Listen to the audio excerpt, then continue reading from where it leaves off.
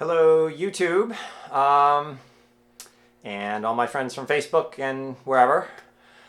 This is an exciting day. I have three big pieces of news. The first one is this is the start of a brand new YouTube channel. Okay, for a long time I've had a presence on YouTube with my videos, fun videos of animals or some of my music things, whatever. But lately, events have conspired and people have been telling me I need to really do a proper YouTube channel to share my pretty vast 30 plus years of audio industry knowledge. I've worked for that long as a record producer and in various other roles in pro audio. So I will be doing gear reviews, tech talk, educating people about how-tos for recording techniques, all of that kind of thing, and it's going to be great. That's piece of news number one. Piece of news number two, announcement number two, is that I now have a Patreon.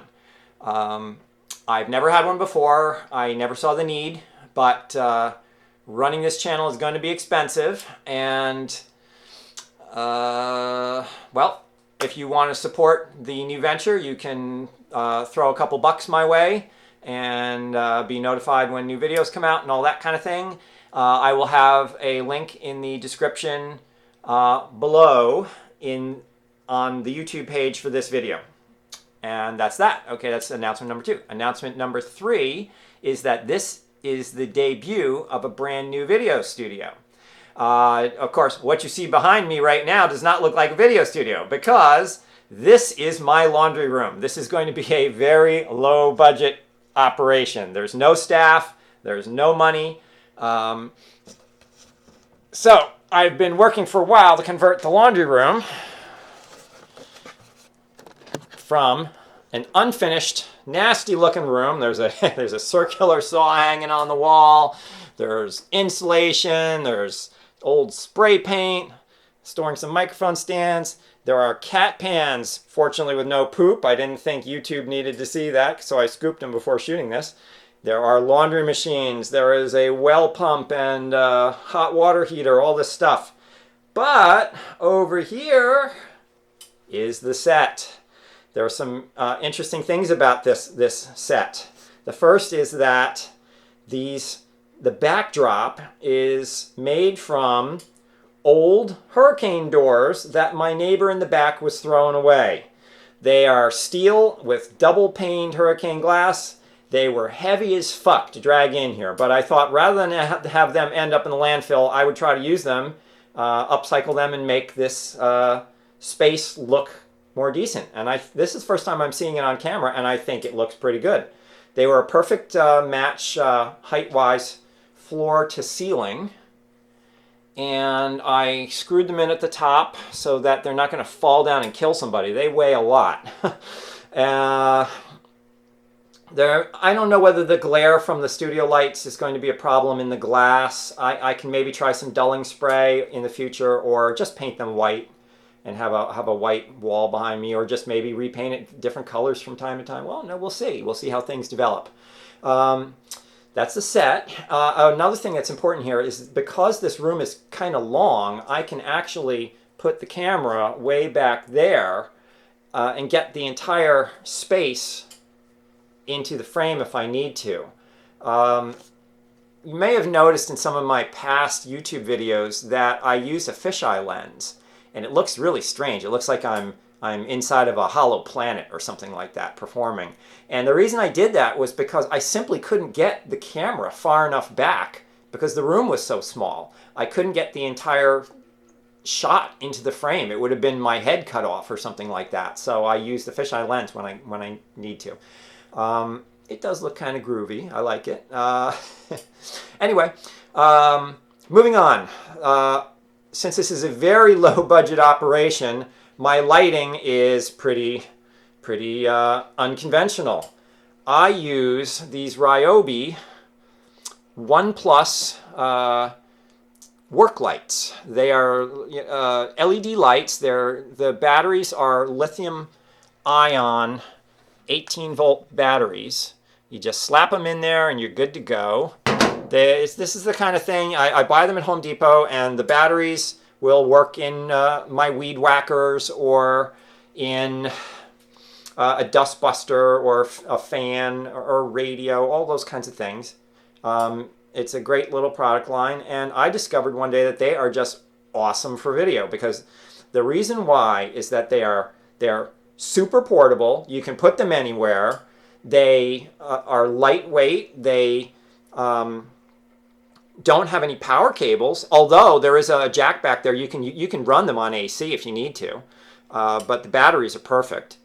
And the best part is, unlike most professional photo and video floodlights, they run very cool.